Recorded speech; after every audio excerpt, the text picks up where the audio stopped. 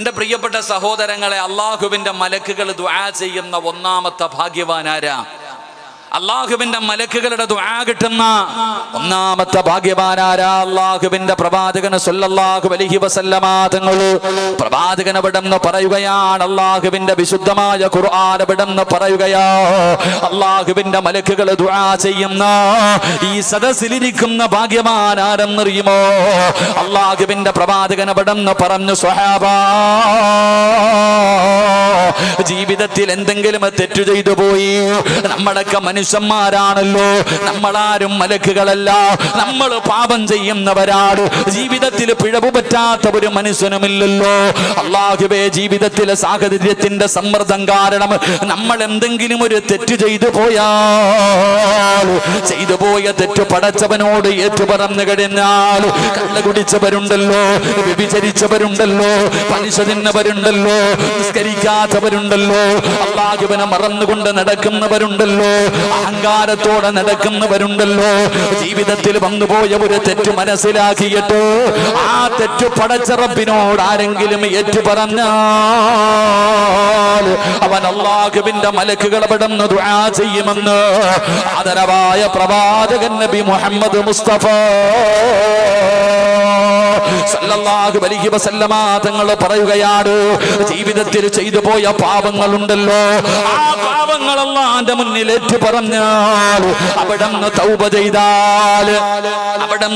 ചെയ്താൽ ആ മനുഷ്യന് വേണ്ടി അല്ലാഹുവിന്റെ മലക്കുകൾ അവിടുന്ന് ദുആ ചെയ്യുകയാ.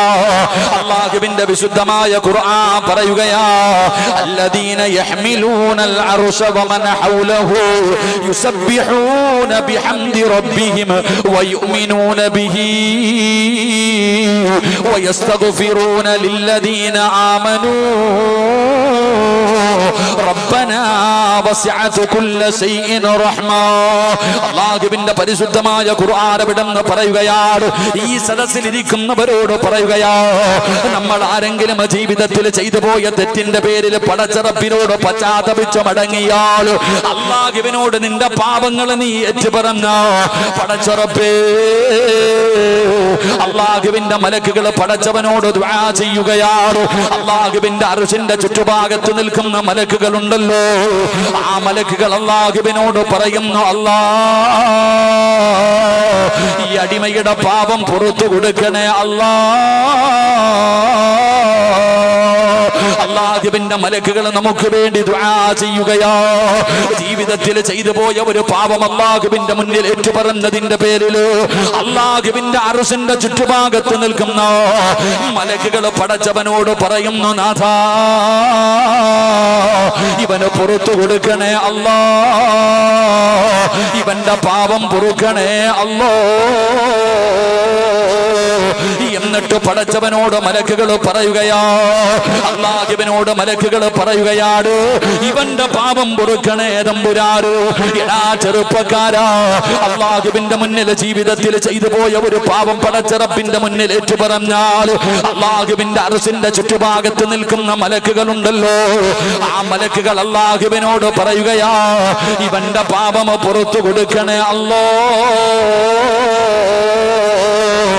എന്നിട്ട് മലക്കുകൾ പറയുകയാ, അല്ലാഹുവേ, ഇവന് നീ സ്വർഗ്ഗം കൊടുക്കണേ അല്ലാ.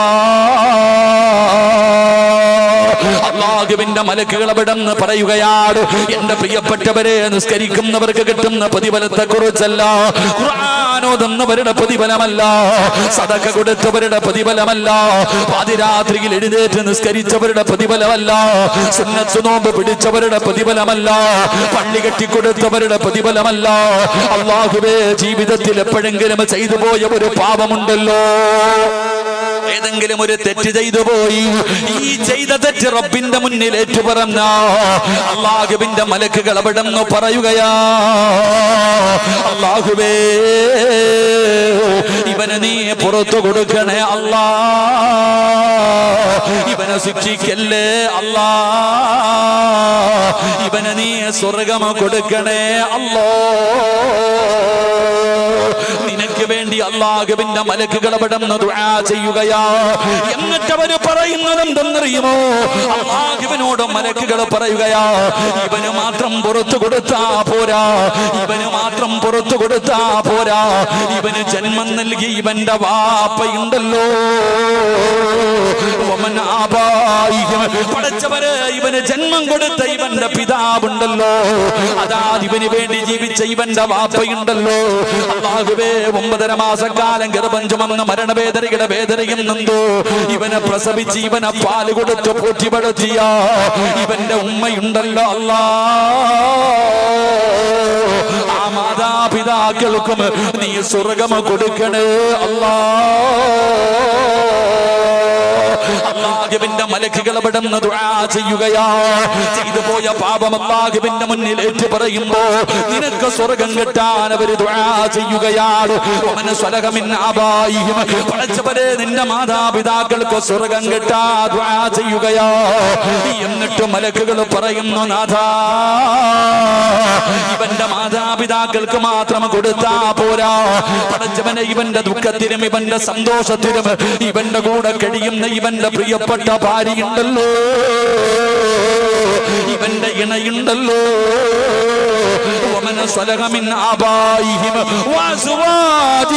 പടച്ചവനെ ഇവന്റെ ഭാര്യയുണ്ടല്ലോ, ആ പാവപ്പെട്ടവൾക്കും നീ പുറത്തു കൊടുക്കണേ അല്ലാ, അവൾക്കും നീ സ്വർഗ്ഗം കൊടുക്കണേ അല്ലാ.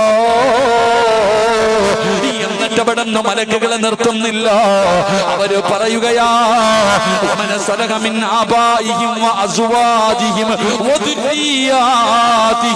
അല്ലാഹുവേ ഇവന്റെ രക്തത്തിൽ പിറന്ന ഇവന്റെ മക്കളുണ്ടല്ലോ,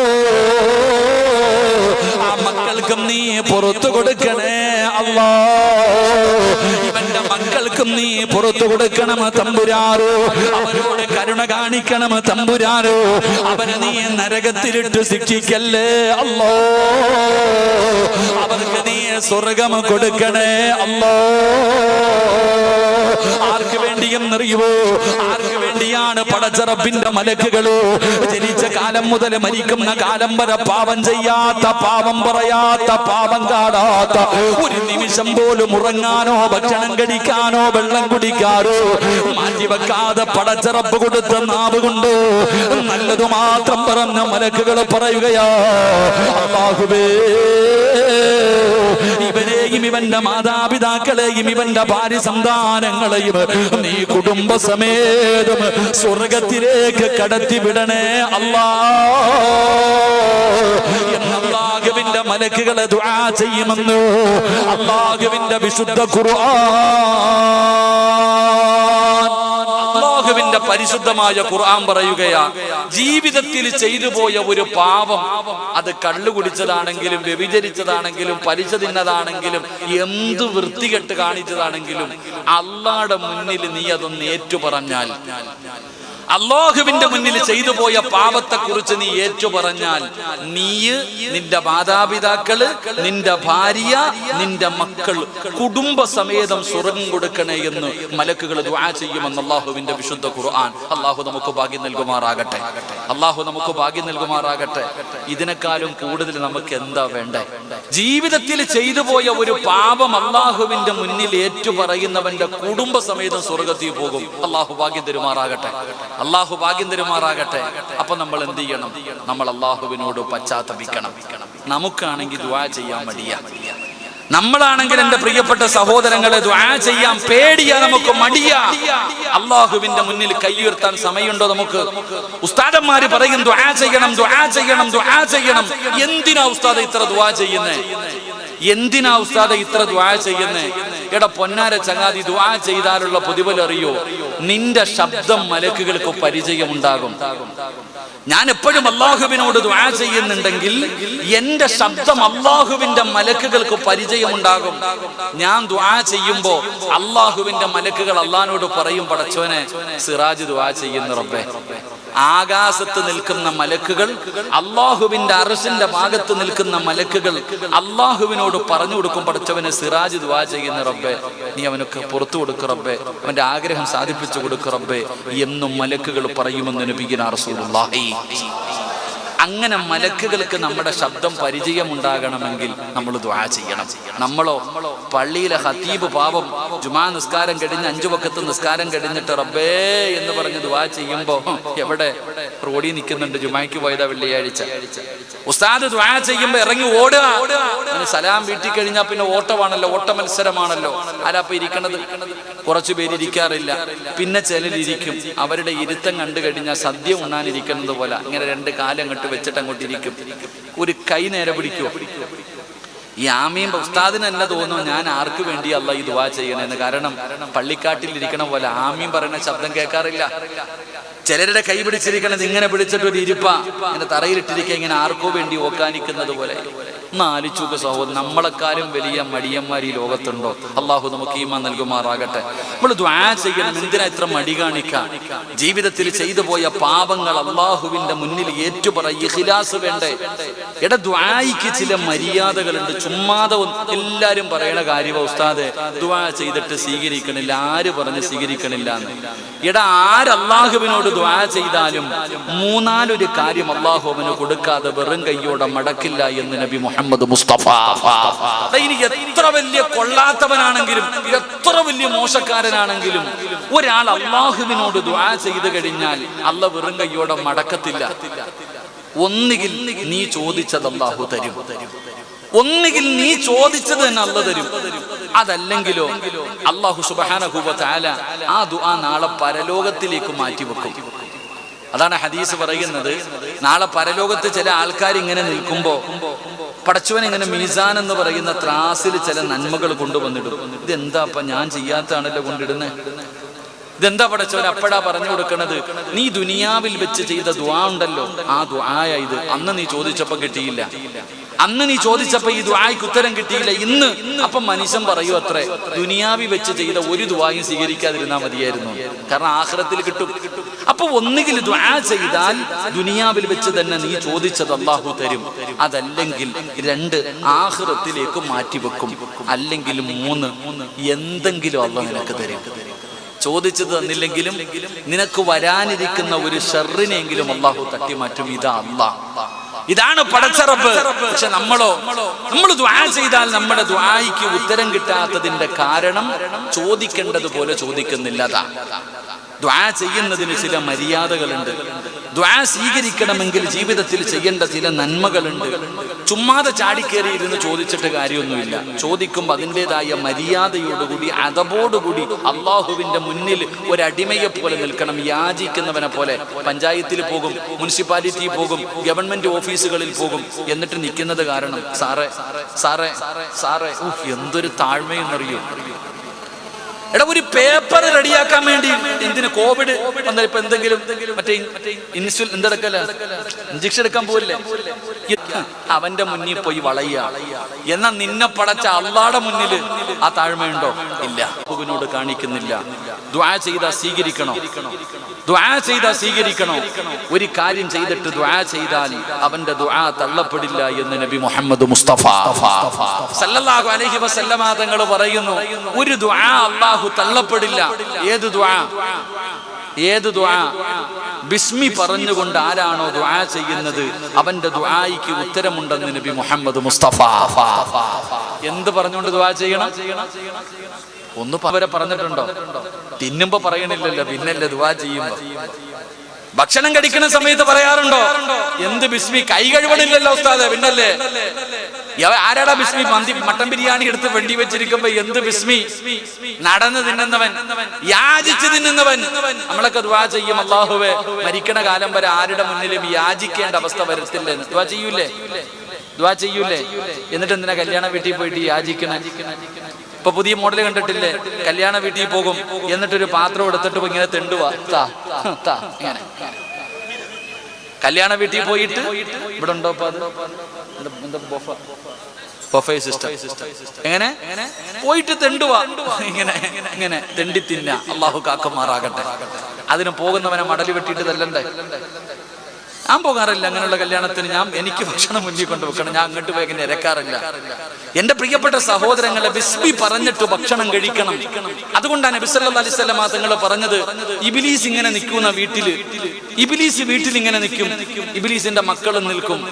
അപ്പൊ ഇങ്ങനെ ബിസ്മി പറയാതെ ആരെങ്കിലും ഭക്ഷണം കഴിക്കുന്നുണ്ടെങ്കിൽ ഇബ്ലീസ് പറയും, മക്കളെ വാ, ഇന്ന് ആഹാരം ഉണ്ട്, എല്ലാവരും കൂടിക്കോ, പോയിരുന്ന് തിന്നോ. പടച്ചവന് നിന്റെ പെണ്ണുമ്പിള്ളയുടെ മക്കളുടെ ഇടയിൽ ശൈത്താനും മക്കളും കയറി ഇരുന്ന് തിന്നുക. പിന്നെ എങ്ങനെ? അൽ ജിൻസ് യമീരുൽ ജിൻസ്, ചന്ദനം ചാരിയ ചന്ദനം മണക്കുന്നല്ലേ. ശൈത്താൻ ഇടയിൽ കയറി ഇരുന്ന് തിന്നുമ്പോ ആ ശൈത്താന്റെ സ്വഭാവം നമുക്കുണ്ടാകും. അള്ളാഹു കാക്കുമാറാകട്ടെ. എന്ന ബിസ്മി പറഞ്ഞ് തിന്നാൻ തുടങ്ങിയാലോ ഇബ്ലീസ് പറയും, ഇന്ന് പട്ടിണിയായി. എന്റെ പ്രിയപ്പെട്ട സഹോദരങ്ങളെ, ഞാൻ പറഞ്ഞു വന്നത് ബിസ്മി പറഞ്ഞിട്ട് ദുആ ചെയ്യ്. ഭക്ഷണം കഴിക്കുമ്പോൾ ബിസ്മി പറഞ്ഞിട്ട് വേണം കഴിക്കാൻ. ഞാൻ ഉദാഹരണം പറഞ്ഞതാ, അതുകൊണ്ടാ പറഞ്ഞത്. ഈ അടുത്തൊരു ഉമ്മ പറയുന്നു, ഉസ്താദ്, എന്റെ മക്കൾ തമ്മിൽ ശത്രുക്കളെ പോലെ കിടന്നടിക്കുക, കൂടപ്പിറപ്പുകൾ. ഒരു ഉമ്മയുടെ 2 മക്കൾ, ജ്യേഷ്ഠനും അനിയനും, ശത്രുവിനെ പോലെ തല്ലുക. അതിന്റെ കാരണം എന്താ? എന്റെ പ്രിയപ്പെട്ട സഹോദരങ്ങളെ, ഈ നാട്ടിൽ അള്ളാഹു ഇഷ്ടപ്പെടുന്ന ഏറ്റവും നല്ല ഭവനം ഏതെന്നറിയോ? അള്ളാഹു ഇഷ്ടപ്പെടുന്ന ഈ നാട്ടിലെ ഏറ്റവും നല്ല വീട് ഒരുമിച്ചിരുന്ന് ഒരു പാത്രത്തിൽ ഭക്ഷണം കഴിക്കുന്ന വീടാണെന്ന് നബി മുഹമ്മദ് മുസ്തഫ. ഏത് വീട്? ഭാര്യയും ഭർത്താവും മക്കളും ഒരുമിച്ചിരുന്ന്, ആരുടെ വീട്ടിലിരുന്നാണ് ഒരുമിച്ചിരുന്ന് ഭക്ഷണം കഴിക്കുന്നത്, ആ വീട്ടിലാണ് അള്ളാഹു ഈ നാട്ടിൽ ഏറ്റവും ഇഷ്ടപ്പെടുന്ന വീട്. അള്ളാഹു നമ്മുടെ വീട് അങ്ങനെ ആക്കി തരുമാറാകട്ടെ. നിങ്ങൾ ആരെങ്കിലും അങ്ങനെ കഴിക്കാറുണ്ടോ? ഭാര്യയും ഭർത്താവും മക്കളും ഒരുമിച്ചിരുന്ന് ഒരു പാത്രത്തിൽ കഴിക്കണ ആരെങ്കിലും ഉണ്ടെങ്കിൽ ഒന്ന് കൈപൊക്കിക്കേ. ചുമ്മാതല്ല വീട്ടിൽ ബദർ യുദ്ധം നടക്കുന്നേ. എങ്ങനെ തിന്നാനാ? അതെങ്ങനെ തിന്നാനാ? പണ്ടങ്ങനെ ഭർത്താവ് കഴിച്ചതിന്റെ ബാക്കി കഴിക്കാൻ ഭാര്യ നോക്കി നിൽക്കും, ബറക്കത്തിന് ഇത്തിരി വെക്കും, അതേ പാത്രത്തിൽ കഴിക്കും, ഇല്ലെങ്കിൽ ഒരു പാത്രത്തിൽ കഴിക്കും. ഇന്നോ നിങ്ങൾ ആരെങ്കിലും തിന്നിട്ട് നിങ്ങളുടെ ബാക്കി നിങ്ങളുടെ ഭാര്യയ്ക്ക് കൊടുത്തു നോക്ക്, ഓളത് തിന്നൂല. എന്തിനു? മക്കൾക്ക് കൊടുക്ക്. എടാ, പണ്ട് നമ്മുടെ ഉമ്മ ഒരു ചെറിയ ചട്ടിക്കകത്ത് ചോറും കറിയും എല്ലാം കൂടെ വാരി ഇട്ടിട്ട് ഈ സിമെന്റ് കുഴക്കണ പോലെ ഒരു കുഴയാ, കുഴച്ചിട്ട് ഇങ്ങനെ വാരി തരുമ്പോ ഓടിച്ചെന്ന് ആർത്തിയോടെ തിന്നും. ഞാൻ തിന്നിട്ടുണ്ട്, നിങ്ങളും തിന്നിട്ടുണ്ട്. ഇന്ന് നിങ്ങൾ ആരെങ്കിലും ഒരു 5-6 വയസ്സുള്ള മകന്റെ മുന്നിൽ വെച്ച് കുഴച്ചിട്ട് വേണമെന്ന് വെക്കുമ്പോൾ അവൻ പറയും, ഉമ്മ തിന്നോളാൻ, അവൻ തിന്നൂല. ഇതാണ് നമ്മൾ മനസ്സിലാക്കേണ്ടത്. എന്റെ പ്രിയപ്പെട്ട സഹോദരങ്ങളെ, ഞാൻ പറഞ്ഞു വന്നത് ബിസ്മി പറഞ്ഞിട്ട് കഴിക്കുക, ബിസ്മി പറഞ്ഞിട്ട് ദുആ ചെയ്യുക. ബിസ്മി പറഞ്ഞിട്ട് ദുആ ചെയ്താൽ ആ ദുആയിക്ക് ഉത്തരമുണ്ടെന്ന് നബി മുഹമ്മദ് മുസ്തഫ സല്ലല്ലാഹു അലൈഹി വസല്ലമ തങ്ങൾ അവിടെ നിന്ന് പറഞ്ഞു തരുമ്പോൾ എന്റെ പ്രിയപ്പെട്ടവരോട് പറയുകയാണ്, എന്റെ പ്രിയപ്പെട്ട സഹോദരാ, ജീവിതത്തിൽ ചെയ്തു പോയ പാപങ്ങൾ മുഴുവനും പടച്ച റബ്ബിന്റെ മുന്നിൽ ഏറ്റു പറയൂ. ഉസ്താദേ, എന്റെ ദുആ അല്ലാഹു സ്വീകരിക്കുന്നില്ല. സ്വീകരിക്കാതിരിക്കാനുള്ള കാരണം എന്തെന്നറിയോ? ചോദിക്കേണ്ടതുപോലെ നീ ചോദിക്കാത്തത് കൊണ്ടാ. അല്ലാഹുവിനോട് ചോദിക്കേണ്ടതുപോലെ ചോദിക്കാത്തത് കൊണ്ടാ. എങ്ങനെയാണ് ചോദിക്കേണ്ടതെന്നറിയോ? പാപങ്ങളോരോ ഉസ്താദ് പറഞ്ഞു തരികയാ. എങ്ങനെയാണ് പടച്ച റബ്ബിനോട് തൗബ ചെയ്യേണ്ടതെന്നറിയോ? എങ്ങനെയാണ് ദുആ ചെയ്യേണ്ടതെന്നറിയോ? പൊറുക്കന്റെ പാപമാ സയ്യിദി വെറുക്കാതെ പൊറുക്കുന്നവനാരുണ്ട് നീയല്ലാതെ. ഇഹലോകാർഭാടങ്ങളെന്നെ വലച്ചതാ, നഫ്സെന്ന ഉന്തി തള്ളിവിട്ടു ചതിച്ചതാ. അല്ലാതെ ധിക്കരിച്ചല്ല റബ്ബേ നിന്നെ, അതുകൊണ്ട് ആട്ടരുതിലാഹേ എന്നെ. അല്ലാഹുവിനോട് പറയണം, പടച്ചവനെ, നിന്നെക്കാളും പൊറുക്കുന്ന ഒരാളും ഈ ലോകത്തില്ല, നിന്നെ പോലെ പൊറുക്കുന്ന ഒരാളും ഈ പ്രപഞ്ചത്തിലില്ല. പടച്ചവനെ, ജീവിതത്തിൽ ഒരുപാട് പിഴവുകൾ വന്നുപോയി. ഇതൊക്കെ പടച്ചവനെ ഇബ്ലീസ് ചതിച്ചതാണല്ലോ, പെട്ടുപോയതാണല്ലോ, സാഹചര്യത്തിന്റെ സമ്മർദ്ദത്തിൽ ചെയ്തു പോയതാ. അല്ലാഹുവേ, അഹങ്കാരത്തോടെ ചെയ്തതല്ല. എന്ത് ചെയ്താലും നീ കാണുമെന്ന് എനിക്കറിയാ. എന്നിട്ടും ചെയ്തത് അഹങ്കാരമല്ല അല്ലാഹ്, പറ്റിപ്പോയതാണ് റബ്ബേ. പുറത്തു തരണേ അല്ലാ. അല്ലാഹുവിനോട് ദുആ ചെയ്യണം ചെറുപ്പക്കാരാ. അതുകൊണ്ട് എന്റെ പ്രിയപ്പെട്ടവരോട് പറയുകയാണ്, നീ ചെയ്തു പോയ ഒരു തെറ്റിന്റെ പേരിൽ പടച്ചറപ്പിനോട് പശ്ചാത്തപിച്ച് മടങ്ങിയോ, നീയും നിന്റെ ഭാര്യയും നിന്റെ മാതാപിതാക്കളും നിന്റെ മക്കളും സ്വർഗത്തിലോ. അതുകൊണ്ട് എന്തുകൊണ്ടാണ് തൗബ ചെയ്യാൻ പറയുന്നത്? നിങ്ങളെ തൗബയെ പിന്തിപ്പിക്കല്ലോ, നിങ്ങളെ തൗബയെ പിന്തിപ്പിക്കല്ലോ. കാരണമെന്നറിയോ? തൗബ ചെയ്താ കിട്ടുന്ന പ്രതിഫലമെന്തെന്നറിയോ? മഹാനായ നബി മുഹമ്മദ് മുസ്തഫ സല്ലല്ലാഹു അലൈഹി വസല്ലമ തങ്ങള് അവിടുന്ന് സ്വഹാബത്തിനോട് പറഞ്ഞു കൊടുക്കുകയാണ് തൗബയെ കുറിച്ച്. പ്രവാചകൻ അവിടുന്ന് തൗബയെ കുറിച്ച് പറഞ്ഞു കൊടുക്കുമ്പോ ജീവിതത്തിൽ ചെയ്തു പോയ പാപം പടച്ചറപ്പിന്റെ മുന്നിൽ ഏറ്റു പറയുന്നവർക്ക് പടച്ചറപ്പ് കൊടുക്കുന്ന പ്രതിഫലത്തെ കുറിച്ച് അല്ലാഹുവിന്റെ റസൂൽ അവിടുന്ന് പറഞ്ഞു കൊടുക്കുമ്പോ പ്രവാചകന്റെ മുന്നിലേക്ക് ഒരു ചെറുപ്പക്കാരെ കടന്നു വരികയോ.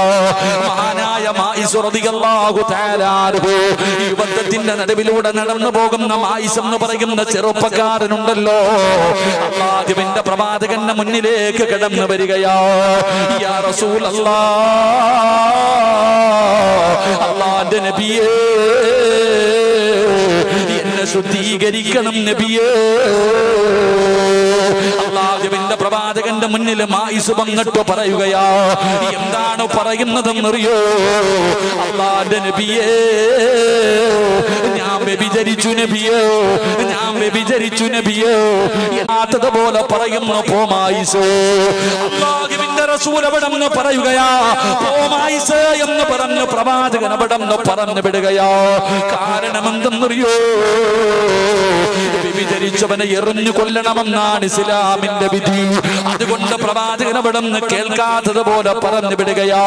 പോയി തൗബ ചെയ്യട്ടെ, പോയി തൗബ ചെയ്യട്ടെ. അല്ലാഹുവിന്റെ പ്രവാചകൻ അവിടെ നാട്ടി വിടുകയാണ്. പക്ഷേ മായിസിന് സമാധാനമില്ല. രണ്ടാമതും അല്ലാഹുവിന്റെ പ്രവാചകന്റെ മുന്നിലേക്ക് കടന്നു വരികയാ. യാ റസൂലല്ലാഹ്, അല്ലാഹുവിന്റെ നബിയേ, എന്നെ ശുദ്ധീകരിക്കണം നബിയേ.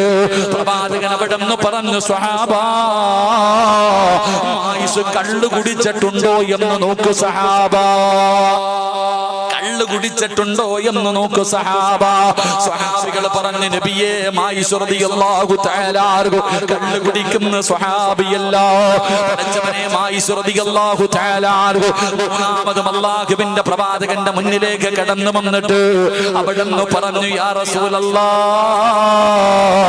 എനിക്കറിയാ എന്നെ എറിഞ്ഞു കൊല്ലണമെന്നാണ് ഇസ്ലാമിന്റെ വിധി, എന്നെ എറിഞ്ഞു കൊല്ലണമെന്നാണ് ഇസ്ലാമിന്റെ വിധി. എനിക്കറിയാ നബിയേ, എനിക്കറിയാ നബിയേ.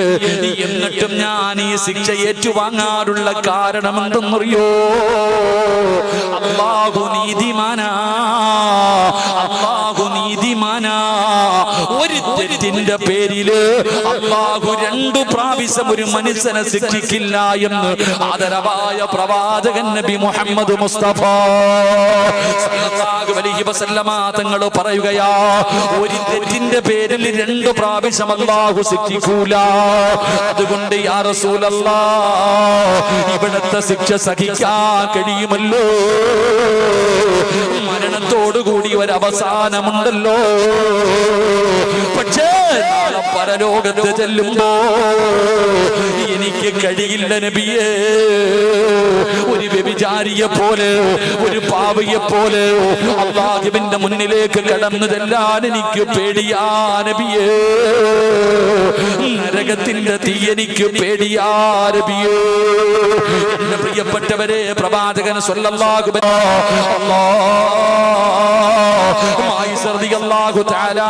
എറിഞ്ഞു കൊല്ലാൻ പറയുമ്പോ പടച്ച റബ്ബേ, സ്വഹാബികൾ അവിടെ നിന്ന് ഏറ് തുടങ്ങി, സ്വഹാബികളെ കല്ലെടുത്തെറിയാൻ തുടങ്ങി. മായിസ് റളിയല്ലാഹു തആല വേദന സഹിക്കാൻ കഴിയാതെ ഓടുകയാ. മായിസ് തങ്ങളുടെ വേദന സഹിക്കാൻ കഴിയാതെ ഓടി രക്ഷപ്പെടുകയാണ്. പടച്ചവരെ, സ്വഹാബികൾ വന്ന് പറഞ്ഞു യാ റസൂലല്ലാഹ്, മായിസ് ഓടി രക്ഷപ്പെട്ടു നബിയേ. പ്രവാചകന് സമാധാനമായി, പ്രവാചകന് സമാധാനമായി. കുറച്ചു കഴിയുമ്പോ ശരീരത്തിലൂടെ രക്തമൊലിപ്പിച്ചു കൊണ്ടുവരുന്നു മായിസ്. യാ റസൂലല്ലാഹ്, അറിയാതെ ഓടിപ്പോയതാ നബിയേ. ശരീരം വേദനിച്ചപ്പോ ഓടിയതാണ് നബിയേ. ഒരു കുഴി കുത്തിയിട്ട് ആ കുഴിക്കകത്തി എന്നെ ഇറക്കി നിർത്തിയിട്ട് എറിയാ പറ നബിയേ. ഓടണമെന്ന് വിചാരിച്ചാൽ എന്നെ കൊണ്ട് കഴിയില്ലല്ലോ. ചെറുപ്പക്കാരാ, എന്തുകൊണ്ടാണ് ഈ ശിക്ഷ ഏറ്റുവാങ്ങാനുള്ള കാരണമെന്തെന്നറിയോ? ഇവിടെ വെച്ച് അതിന്റെ ശിക്ഷ ഏറ്റുവാങ്ങിക്കഴിഞ്ഞാൽ നാളെ പടച്ചറപ്പിന്റെ മുന്നിൽ രക്ഷപ്പെടാൻ കഴിയുമല്ലോ. അതുകൊണ്ടായിരുന്നടാ ചെറുപ്പക്കാരാ, അതാ ഒരു പെണ്ണ് കിടന്നു വരികയാ. ഇവനെ എറിഞ്ഞു കൊന്ന കഥ കേട്ടപ്പോ ഒരു പെണ്ണ് കിടന്നു വരികയാണ് നബിയേ. രണ്ടാമത്തെ പ്രതി ഞാനാ. എന്റെ വയറിനകത്ത് കിടക്കുന്ന കുഞ്ഞു മായിസിന്റെ കുഞ്ഞാണ് നബിയേ. പടച്ചവരെ, അല്ലാഹുവിന്റെ പ്രവാചകന്റെ മുന്നിൽ വന്നിട്ട് പറയുന്നു, എനിക്കുള്ള ശിക്ഷ തരാറ്. റസൂലുള്ളാഹി തങ്ങൾ പറഞ്ഞു, നീ ഗർഭിണിയല്ലോ, നീ പ്രസവിച്ചു കഴിഞ്ഞു വരാറ് പറഞ്ഞു വിടുകയാണ്. ആ പെണ്ണ് തന്റെ വീട്ടിലേക്ക് കടന്നു ചെന്നു. 9.5 മാസം കഴിഞ്ഞു. അവിടെ നിന്ന് പ്രസവിച്ചു കഴിഞ്ഞപ്പോ ചോര കുഞ്ഞിനെയും എടുത്തുകൊണ്ട് മുത്തുനബിയുടെ ചാരത്തേക്ക് കടന്നു വരികയോ. പ്രവാചകൻ അവിടെ നിന്ന് പറഞ്ഞു, നീ പാല് കൊടുക്കൂ, ഈ കുഞ്ഞിന് പാല് കൊടുക്കണമല്ലോ. പടച്ചവനെ പിന്നെയും പറഞ്ഞു വിടുകയാണ്. അവസാനം തന്റെ കുഞ്ഞ് പാല് കുടി നിർത്തിയപ്പോ, ഭക്ഷണം കഴിക്കാൻ തുടങ്ങുന്ന സമയമെത്തിയപ്പോ ആ ചോര കുഞ്ഞുമായിട്ട് മുത്തുനബിയുടെ മുന്നിൽ കൊണ്ടുവന്നിട്ട് കുഞ്ഞിന്റെ വായിലേക്ക് മറ്റുള്ള ഭക്ഷണം വെച്ച് കൊടുത്ത് കാണിച്ചു കൊടുക്കുകയാ. ഭക്ഷണം കഴിക്കാ തുടങ്ങി നബിയേ. എനിക്കുള്ള ശിക്ഷതാ നബിയേ എന്ന് പറഞ്ഞുകൊണ്ട് മുത്തുനബിയുടെ മുന്നിൽ നിന്ന് ശിക്ഷ ഏറ്റുവാങ്ങി എന്ന് ചരിത്രം പറയുമ്പോ എന്റെ പ്രിയപ്പെട്ടവരോട് പറയുകയാ, മോനെ, റബ്ബിന്റെ മുന്നിൽ ഏറ്റു പറയടാ. കള്ളു കുടിച്ചവനാണെങ്കിലും വ്യഭിചരിച്ചവനാണെങ്കിലും പലിശ തിന്നവനാണെങ്കിലും എത്ര വലിയ വലിയ അപരാധം ചെയ്തവനാണെങ്കിലും നീ മടി കാണിക്കണ്ട. നിനക്കൊരു പേടിയും വേണ്ട, ഒരു വിഷമവും വേണ്ട. ചെയ്തു പോയ പാപം അല്ലാഹുവിന്റെ മുന്നിൽ ഏറ്റു പറയാൻ കഴിയൂ. നിന്റെ അല്ലാഹ് ആരെന്നറിയോ? 100 കൊല ചെയ്തവന് പുറത്തു കൊടുത്തിട്ട് സ്വർഗം കൊടുത്തവനാ. ജീവനോടെ എന്റെ പൊന്നാര പെമ്മക്കളെ കുടിച്ചു മൂടിയ കാട്ടാളന്മാർക്ക് അല്ലാഹു പുറത്തു കൊടുത്തില്ലേ? മയ്യത്തിനെ വ്യഭിചരിച്ചവന് പടച്ചറപ്പ് പുറത്തു കൊടുത്തില്ലോ? പിന്നെ എന്തിനാ നീ ഭയപ്പെടുന്നത്? ഇബാദിയല്ലദീന അസ്റഫൂ അലാ അൻഫുസിഹിം ലാ തഖ്നതൂ മിർ റഹ്മത്തില്ലാഹ്. അല്ലാഹു പറയുന്നു, നബിയേ, എന്റെ അടിമകളോട് പറഞ്ഞു കൊടുക്ക് നബിയേ, അവരെത്ര വലിയ പാപം ചെയ്തവരാണെങ്കിലും എത്ര വലിയ ദ്രോഹം ചെയ്തവരാണെങ്കിലും എന്നോടൊന്ന് പറയാറ്, എന്നോടൊന്ന് ഏറ്റു പറയാറ്. ചെയ്തു പോയത് മുഴുവനും എന്റെ മുന്നിലൊന്ന് ഏറ്റു പറഞ്ഞ് തൗബ ചെയ്യാറ്. അവരോട് പറ നബിയേ, ഞാൻ ഗഫൂറാണ് നബിയേ, ഞാൻ പുറത്തു കൊടുക്കുന്നവനാണ് നബിയേ.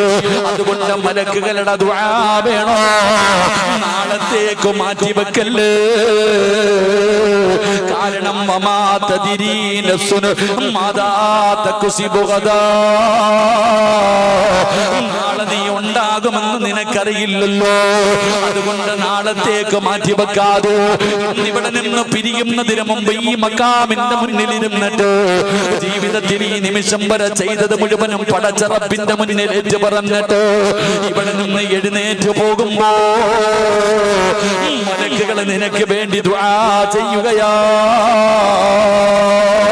അതുകൊണ്ട് എന്റെ പ്രിയപ്പെട്ടവരോട് പറയുകയാ, ഒരുപാട് കരയണമെന്നില്ല, ഒരുപാട് നിലവിളിക്കണമെന്നില്ല, പറയേണ്ടത് ആത്മാർത്ഥത വേണം ചെറുപ്പക്കാരാ, ഇഖ്ലാസ് വേണം മോനെ.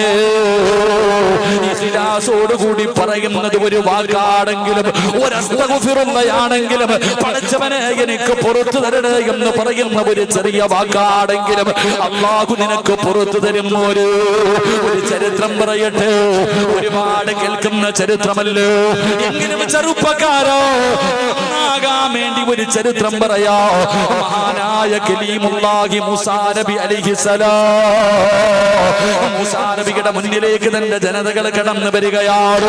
ജനങ്ങളെ കടന്നു വന്നിട്ട് പറയുന്നു, നബിയേ വെള്ളത്തിന്റെ ക്ഷാമമാണ് നബിയേ, കുടിക്കാ വെള്ളമില്ല നബിയേ, മൃഗങ്ങൾ പോലും വലിയ പ്രയാസത്തിലാണ് നബിയേ, അതുകൊണ്ടൊരു പരിഹാരം കാണണം നബിയേ. മൂസാ നബി അലൈഹിസ്സലാം അവിടെ നിന്ന് പറയുകയാണ്, ജനങ്ങളോട് പറഞ്ഞു ഒരു ദിവസം ഒരുമിച്ച് കൂടാറ്, എല്ലാവരും ഒരു ഗ്രൗണ്ടിൽ ഒരുമിച്ച് കൂടാറ്.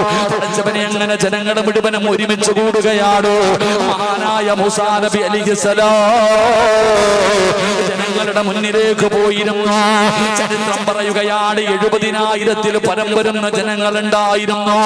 മൂസാ നബി അലൈഹിസ്സലാം പ്രപഞ്ചത്തിന്റെ അധിപനായ പടച്ചറപ്പിന്റെ ദർബാറിലേക്ക് തന്റെ ഇരുകരങ്ങൾ ഉയർത്തിയിട്ട് മൂസാ നബി ദുആ ചെയ്യുകയാ, അല്ലാഹുവേ മഴ തരണേ അല്ലാഹ്, വല്ലാത്ത പ്രയാസമാ അല്ലാഹ്, മഴ കിട്ടുന്നതിന് വേണ്ടി ദുആ ചെയ്യുകയാ. പടച്ചവനെ മഴ വരുന്നില്ല, അടയാളം കാണുന്നില്ല. മൂസാ നബി പിന്നെയും ദുആ ചെയ്യുകയാ. അപ്പോഴാണ് വിളിച്ചു പറയുന്നു, മൂസാ ദുആ സ്വീകരിക്കില്ല മൂസാ, മഴ പെയ്യില്ല മൂസാ. കാരണം എന്തെന്നറിയോ, അങ്ങയുടെ മുന്നിലിരിക്കുന്ന ജനങ്ങളുടെ നടുവിലോ 40 കൊല്ലമായിട്ട് പടച്ചറപ്പിനെ മറന്നു നടക്കുന്ന ഒരു ധിക്കാരിയുണ്ട്.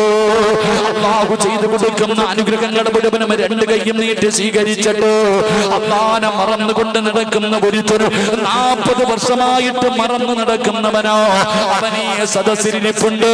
അവൻ എഴുന്നേറ്റ് പോകാൻ പറ, അവൻ എഴുന്നേറ്റ് പോകാൻ പറ. അല്ലാഹുവേ മൂസാ നബി വിളിച്ചു പറയുകയാ, ആരാ?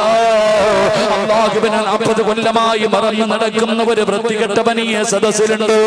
ഒരു ഭാവിയായ മനുഷ്യൻ ഇവിടെ ഇരിപ്പുണ്ട്. അവൻ എഴുന്നേറ്റ് പോകണേ, അവൻ എഴുന്നേറ്റ് പോകണേ. മൂസാ നബി ഇവിടെ നിന്ന് പറന്നു കഴിയുമ്പോ ജനങ്ങൾ പരസ്പരം നോക്കുന്നു, ആരാ? അല്ലാഹ്, ഈ വൃത്തികെട്ടവൻ ആരാ? ഇത്രയും വലിയ പാവി ആരാ? ജനങ്ങൾ മുഴുവനും പരസ്പരം നോക്കുകയാണ്. ഒരാൾ പോലും എഴുന്നേറ്റ് പോകുന്നില്ല. അപ്പോഴാണ് 40 കൊല്ലമായിട്ട് അല്ലാഹനെ മറന്നു നടക്കുന്ന മനുഷ്യനുണ്ടല്ലോ, അവനവിടെ ചിന്തിച്ചു, അല്ലാഹ് എന്നെ കുറിച്ചാണല്ലോ പറയുന്നത്, എന്നെ കുറിച്ചാണല്ലോ പറയുന്നത്. ഞാനിവിടെ നിന്ന് എഴുന്നേറ്റ് പോയാ ജനങ്ങൾ അറിയുമല്ലോ, നാണം കെടുമല്ലോ. എഴുന്നേറ്റ് പോകാതെ ഇരുന്നാൽ മഴ പെയ്യില്ലല്ലോ. ആ മനുഷ്യനവിടുന്ന് തന്റെ കുറ്റബോധം വരികയാണ്. ചെയ്തു പോയ പാപങ്ങളെ കുറിച്ചുള്ള ഓർമ്മകളെന്ന് വരികയാണ്. ആ മനുഷ്യൻ ചെയ്തത് എന്തെന്നറിയോ? അല്ലാഹുവേ തന്റെ മുട്ടിലേക്ക് തന്റെ തലയങ്ങ് താഴ്ത്തി വെക്കുകയാ. അവിടുന്ന് തലയങ്ങ് താഴ്ത്തി വെച്ചിട്ട് ആ മനുഷ്യൻ അല്ലാഹുവോട് പറയുകയാ, അല്ലാഹുവേ ഇന്നുവരെ ചെയ്തത് പാപമാ അല്ലാഹ്, സമ്മതിക്കുന്നു അല്ലാഹ്, കുറ്റബോധമുണ്ട് റബ്ബേ. എങ്ങനെയാണ് തൗബ ചെയ്യേണ്ടതെന്ന് പോലും എനിക്കറിയില്ല അല്ലാഹ്. എങ്ങനെയാണ് ചെയ്തു പോയ പാപങ്ങൾ നിന്നോട് പറയേണ്ടതെന്ന് എനിക്കതുപോലും അറിയില്ല അല്ലാഹ്.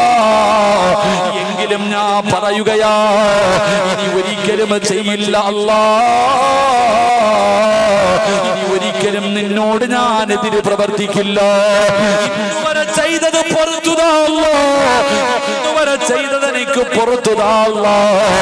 എന്നിട്ട് ആ മനുഷ്യൻ പറയുന്നു, അല്ലാഹ് എന്റെ തൗബ സ്വീകരിച്ചാൽ, എന്റെ പാപം പൊറുത്താൽ മഴ തരണേ അല്ലാഹ്,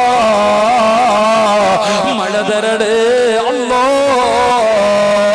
ആകാശത്ത് കാർമേഘം വരികയാണ്. ജനങ്ങൾ മുഴുവനും മഴ വരുന്നത് കണ്ടപ്പോ സന്തോഷം കൊണ്ടവരോടുകയാ. ആകാശത്ത് നിന്ന് മഴത്തുള്ളികൾ ഭൂമിയുടെ മടിത്തട്ടിലേക്ക് പെയ്തിറങ്ങുകയാണ്.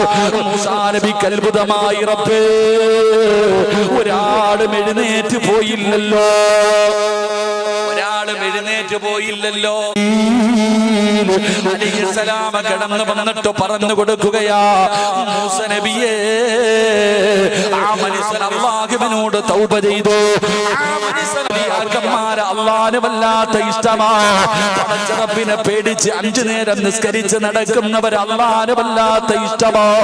ഇതുപോലെ ജീവിതത്തിൽ ചെയ്തു പോയ തെറ്റുണ്ടല്ലോ, ആരെങ്കിലും അല്ലാഹുവിനോട് ഏറ്റു പറഞ്ഞാൽ അവന് അല്ലാഹുവിന് വല്ലാത്ത ഇഷ്ടമാണെന്ന് ആദരവായ പ്രവാചകൻ നബി മുഹമ്മദ് മുസ്തഫ സല്ലല്ലാഹു അലൈഹി വസല്ലമ തങ്ങൾ പറയുമ്പോ അല്ലാഹുവിന്റെ മലക്കുകളുടെ ദുആ കിട്ടുന്ന ഒന്നാമത്തെ വിഭാഗം ആരെന്നറിയോ?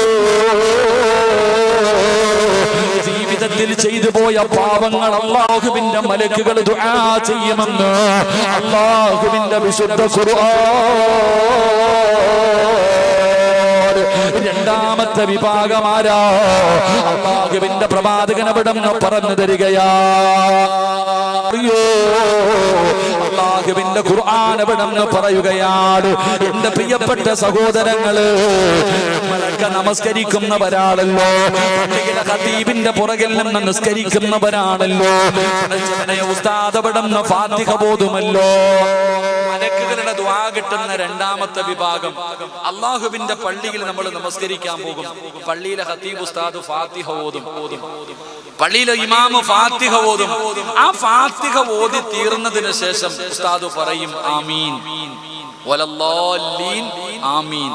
ആ ആമീൻ എന്ന് പറയുന്ന സമയം ആരാണോ എന്റെ പ്രിയപ്പെട്ട സഹോദരങ്ങളെ ആ സമയത്ത് ആമീൻ പറയുന്നത്, അവൻ അല്ലാഹുവിന്റെ മലക്കുകളുടെ ദുആ കിട്ടുമെന്ന് നബി മുഹമ്മദ് മുസ്തഫ സല്ലല്ലാഹു അലൈഹി വസല്ലമ തങ്ങൾ പറയുന്നു, ഉസ്താദ് വലല്ലാലീൻ ആമീൻ എന്ന് ഉസ്താദ് പറയുന്നതിന് മുമ്പേ നമ്മൾ ആമീൻ പറയും, ഇല്ലേ? ഉസ്താദ് ആമീൻ പറയുന്നതിന് മുമ്പേ നമ്മൾ പറഞ്ഞിട്ടുണ്ടാകും. അങ്ങനെ ചില ബിരുദന്മാരുണ്ട്, ഖതീബ് സുജൂദിൽ എത്തുന്നതിന് മുമ്പേ സുജൂദിൽ പോയിട്ട് നോക്കിയിരിക്കുന്ന ആൾക്കാരില്ലേ? അല്ലാഹു കാക്കുമാറാകട്ടെ, അല്ലാഹു കാക്കുമാറാകട്ടെ. ഇല്ലേ? ഉസ്താദ് സുജൂദിൽ എത്തിയിട്ടില്ല, അതിനു മുമ്പേ സുജൂദിൽ പോയി കിടക്കുന്ന ആൾക്കാരില്ലേ? നാളെ പന്നിയുടെ കോലത്തിൽ എഴുന്നേറ്റ് വരും. അല്ലാഹു കാക്കുമാറാകട്ടെ. ഏത് കോലത്തിൽ? പന്നിയുടെ കോലത്തിലാണ് നാളെ പരലോകത്ത് അവർ കടന്നു വരുന്ന. അല്ലാഹു കാത്തിരക്ഷിക്കുമാറാകട്ടെ. എന്റെ പ്രിയപ്പെട്ട സഹോദരങ്ങളെ, ഇഹ്ദിനസ് സിറാത്തൽ മുസ്തഖീം സിറാത്തുൽ ലദീന അൻഅംത അലൈഹിം ഗൈറിൽ മഗ്ദൂബി അലൈഹിം വലല്ലാലീൻ. എന്റെ പ്രിയപ്പെട്ടവരെ, ഇമാം ഓതുമ്പോൾ എന്ത് പറയണം? ആമീൻ എന്ന്. ഹുറൈറ റളിയല്ലാഹു തആല അൻഹു അന്ന നബി സല്ലല്ലാഹു അലൈഹി വസല്ലം ഖാൽ ഇദാ അമ്മനൽ ഇമാമ ഫഅമ്മിനു ഫഇന്നഹു മൻ വാഫഖ. റസൂലുള്ളാഹി സ്വല്ലല്ലാഹു അലൈഹി വസല്ലം തങ്ങൾ പറയുന്നു, ഇമാം ആമീൻ ചൊല്ലിയാൽ നിങ്ങളും ആമീൻ ചൊല്ലുക, നിങ്ങളും ആമീൻ ചൊല്ലുക. ഒരാളുടെ ആമീൻ ചൊല്ലൽ മലക്കുകളുടെ ആമീനുമായി, ആ രണ്ടുമായി ഒരുമിച്ചാണ് ചെയ്യുന്നതെങ്കിൽ അവൻ ചെയ്തു പോയ പാപങ്ങൾ അല്ലാഹു പുറത്തു കൊടുക്കുമെന്ന് മഹാനായ നബി മുഹമ്മദ് മുസ്തഫ. നമ്മൾ ആമീൻ ഇമാമു വലല്ലാലീൻ എന്ന് പറഞ്ഞു, ആമീൻ. ആ സമയത്ത് നമ്മൾ ആമീൻ പറയുമ്പോ നമ്മളുടെ ആമീനും മലക്കുകളുടെ ആമീനും തമ്മിൽ യോജിച്ചു കഴിഞ്ഞാൽ നീ രക്ഷപ്പെട്ടു. നിന്റെ പാപങ്ങൾ മുഴുവനും അല്ലാഹു പുറത്തു തരും. സഹീഹുൽ ബുഖാരിയിലുള്ള ഹദീസ. അല്ലാഹു നമുക്ക് ഈമാൻ നൽകുമാറാകട്ടെ, അല്ലാഹു നമുക്ക് ഈമാൻ നൽകുമാറാകട്ടെ. എന്റെ പ്രിയപ്പെട്ടവരെ, നമ്മുടെ പാപങ്ങൾ പൊറുക്കാൻ അതൊരു കാരണമാണ്. നമ്മുടെ പാപങ്ങൾ പൊറുക്കുവാൻ എന്റെ പ്രിയപ്പെട്ട സഹോദരങ്ങളെ, പള്ളിയിൽ പോയി നിസ്കരിക്കുമ്പോ ഇമാമിന്റെ കൂടെ, അതെങ്ങനെ? ഉസ്താദ് വലിയ സൂറത്താണ് ഓതുന്നതെങ്കിൽ തീരാറാകുമ്പോഴേ നമ്മൾ കയറത്തുള്ളൂ. ഉസ്താദ് വലിയ സൂറത്താണ് ഓതുന്നതെങ്കിൽ തീരാറാകുമ്പോഴേ കയറത്തുള്ളൂ. ഉസ്താദ് എങ്ങാനും വലിയ സൂറത്ത് ഓതി ആലോചിച്ച് വയ്ക്ക്. പിന്നെ പരാതിയ കമ്മിറ്റി ഓഫീസിൽ പരാതിയ ഉസ്താദ് ഇങ്ങനെ വലിയ സൂറത്ത് ഓതിയ. എന്റെ പ്രിയപ്പെട്ട സഹോദരങ്ങളെ, നിസ്കാരത്തിന്റെ ഓത്ത് ദീർഘിപ്പിക്കണമെന്നാണ്. ഒറ്റയ്ക്ക് നിസ്കരിക്കുന്ന സമയത്തൊക്കെ നമ്മൾ എന്ത് ചെയ്യണം? നിസ്കാരം ദീർഘിപ്പിക്കണം, ഖുർആൻ പാരായണം ദീർഘിപ്പിക്കണം. നിസ്കാരം ദീർഘിപ്പിച്ചു കഴിഞ്ഞാൽ അവന്റെ മരണവേദന അള്ളാഹു എളുപ്പമാക്കി കൊടുക്കും, അവന്റെ മരണം അള്ളാഹു എളുപ്പമാക്കി കൊടുക്കും. അള്ളാഹു നമുക്ക് ഭാഗ്യം നൽകുമാറാകട്ടെ. പിന്നെ ഉസ്താദന്മാര് ചെറിയ സൂറത്ത് ഓതുന്നത് വെറുതെ അല്ല. നിങ്ങൾ ചോദിക്കുമല്ലേ, എന്തുവാടാ ഉസ്താദ് എന്നും ഈ വദ്ദുഹ തന്നെ, ഉസ്താദ് എന്നും വദ്ദുഹ തന്നെ ഓതുന്നത് എന്താ, ഉസ്താദിന് വലിയ സൂറത്തൊന്നും അറിയത്തില്ലേ എന്ന് ചോദിക്കുന്ന വാപ്പമാരുണ്ട്. പാപ്പ മുത്തുനബി സല്ലല്ലാഹു അലൈഹി വസല്ലമ തങ്ങൾ പറഞ്ഞിട്ടുണ്ട്, ഇമാമുമാര് ചെറിയ സൂറത്ത് ഓതിയിട്ടേ നിസ്കരിക്കാവൂ. പള്ളിയിലെ ഖതീബന്മാരെന്ത് ചെയ്യണം? ചെറിയ സൂറത്ത് ഓതിയിട്ട് നിസ്കരിക്കണം. കാരണം എന്താ? ഇപ്പൊ ഇവിടത്തെ പള്ളിയിലെ ഖതീബ് നിസ്കരിക്കുമ്പോ എത്രയോ പ്രായമുള്ളവർ ഉസ്താദിന്റെ പുറകെ നിൽക്കുന്നുണ്ട്, രോഗികൾ നിൽക്കുന്നുണ്ട്. യാത്രക്കാര് പള്ളി കണ്ടപ്പോ ഒന്ന് നിസ്കരിച്ചിട്ട് പോകാന്ന് പറഞ്ഞ് ചാടി കയറി നിന്നതാ. ഉസ്താദ് ബക്കറ ഓതിക്കൊണ്ടിരുന്ന ഈ പുറകെ നിൽക്കുന്നവൻ പറയും, പടച്ചോൻ ഇങ്ങേരെന്താ ഹത്ത ഓതുന്നു, അല്ല തീരുന്നില്ല. അല്ല ചിന്തിച്ചു നോക്ക്. എടാ, ഇമാമിന്റെ പുറകെ നിൽക്കുന്നവനെ പ്രയാസപ്പെടുത്തരുത്. അതാ മനസ്സിലാക്കേണ്ടത്. ഇബാദത്തിന്റെ വിഷയം പോലും, നിസ്കരിക്കുന്ന സമയത്ത് പോലും തന്റെ പുറകിൽ നിൽക്കുന്നവരെ പ്രയാസപ്പെടുത്തരുതെന്ന അള്ളാന്റെ ദീൻ പഠിപ്പിക്കുന്നത്. അള്ളാഹു ഈമാൻ നൽകുമാറാകട്ടെ. അപ്പൊ ഉസ്താദ് വലിയ സൂറത്ത് ഓതിക്കൊണ്ട് നിന്ന നമ്മൾ പുറകെ നിന്നിട്ട് ഇങ്ങനെ ആക്ക, എന്തിന് നിർത്താൻ? നമ്മൾ നിർത്താൻ. നമ്മൾ ആരെന്നറിയോ? ഈ പറഞ്ഞതിനർത്ഥം കുൽഹുവല്ലാഹ് ഇന്നഅത്തനെ അടിക്കണമെന്നല്ല. നമ്മൾ ആരാ? റമളാൻ മാസം വരുമ്പോ ചില പള്ളികളിൽ ഹത്ത ഓതും, അവിടെ പോകത്തില്ല. വല്ലുഹ മുതൽ താഴോട്ട് ഓതുന്ന പള്ളി തെരഞ്ഞു പോകുന്ന ബിരുദന്മാരാ നമ്മൾ. അള്ളാഹു കാക്കുമാറാകട്ടെ.